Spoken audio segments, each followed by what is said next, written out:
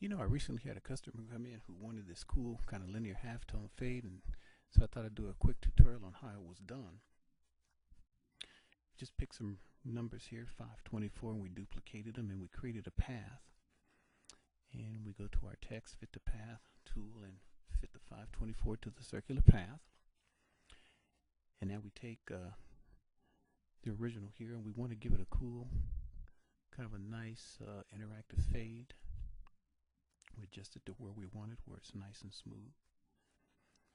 And now we want to turn it into a grayscale bitmap. So we go to convert to bitmap. We've got grayscale set. We've got 150 dpi, which should be high enough resolution, doesn't have to be too high. And now we're going to go to mode, go to black and white, and this is where we do the linear halftone. Go to conversion method, halftone, and we want it to be line, and we want to set the degrees to 0 because we want the lines to be horizontal, and then the lines per inch we set it at 5, so it's a nice coarse graphic look. And there we have our cool linear halftone fade. It's kind of rough, and we can go in and smooth it out after we vectorize it, which we're getting ready to do right now. We select it, we go down to trace bitmap, trace bitmap, trace bitmap, and choose line art, which should suffice. And there's a bunch of parameters you can change, and we just want to do just a real simple trace. Number of colors 2, our smoothing is fine. And we click OK, and now we've got our vectored linear halftone fade.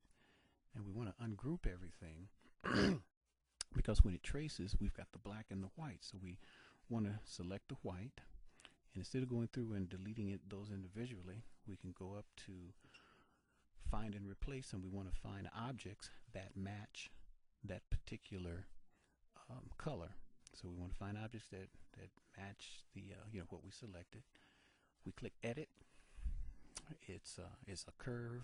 It's got a uniform fill, and it's got no outline. We go to next. Specify curve properties. It defaults to matching the number of nodes. We don't want it to match the number of nodes. And we click next. We click finish, and then find all.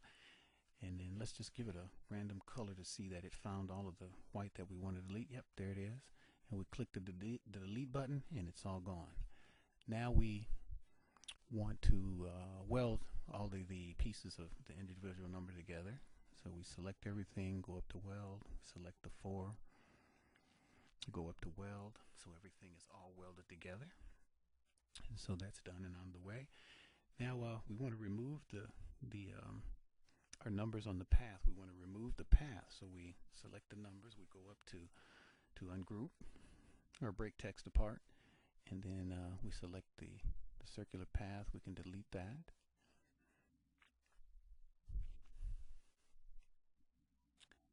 And now we want to set a couple contours for what will be our background. I set it to number 2. You can set the thickness of each of the contours. We want to make it just a little bit thicker. You can just set it to wherever you basically want it to, how thick you want it to be. We select, break contour apart, then we select the 2 contours, and we want to break those apart or ungroup those. Now we want to add some color here. We can make our fill in our 2 contours. Make our fill red. We can make our first contour black, and then make the second contour red. And now we want to add the cool linear halftone fade. So let's start with the number 2.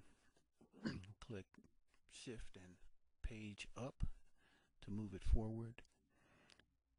Let's match the lower left corner where we want it to be. Click it again and move the center of rotation down to that corner, and then we grab one of the rotator corners or little arrows, rotator arrows, and just kind of dial it in. Just give it a slight adjustment here to get it to match up. And again, it looks pretty rough. You can go in and actually smooth that out if you want to. Let's do our number 4. Shift, page up. Let's match our corners here. Click it again, move our center of rotation down to that corner, and then grab one of the corners and just turn it, just dial it right in there. We can zoom in and make a little slight adjustment to get it to match up. Now let's do the number 5. We'll bring it forward,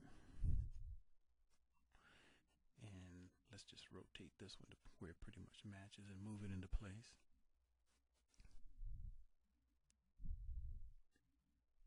There we go. Let's zoom in and move it a little bit more to get it right where it needs to be. And there we pretty much have that cool linear halftone effect. And we can just adjust the colors here, play around with it a little bit. Let's make the background black. And then the first contour red, and then the second contour black. And this time let's set the linear fade to red. And move it back into place. Let's go over and do our number 4. And there we have it. And let's do the 5. And then we got a cool linear halftone fade text effect.